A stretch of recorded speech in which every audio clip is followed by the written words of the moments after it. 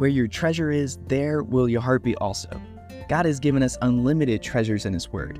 Every time we open it, we can discover a new treasure or admire an old one. What will we find today? Here's Carla Early with Treasure Hunt in the Word.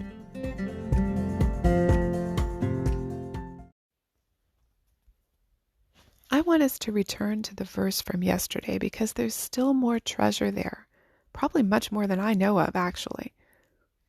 Though Paul planned to travel straight to Rome after visiting Jerusalem for Pentecost, God had other plans, and that included prison. From that prison cell, it looked dark, both literally and figuratively for Paul.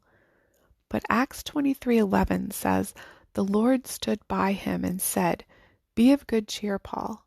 For as you have testified for me in Jerusalem, so you must also bear witness at Rome.'"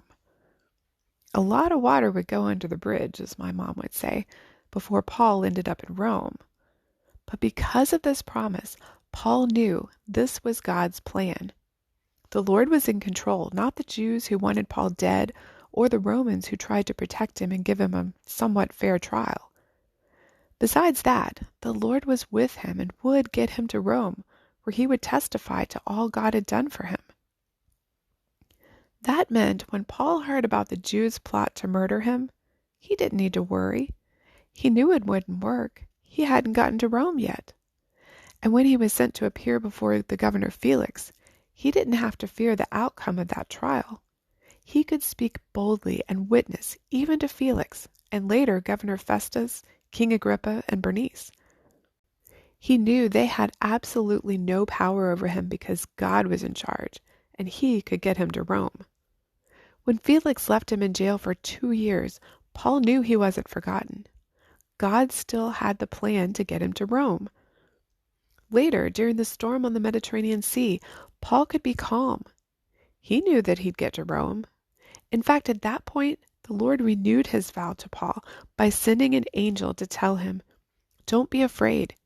You must be brought before Caesar, and indeed, God has granted you all those who sail with you."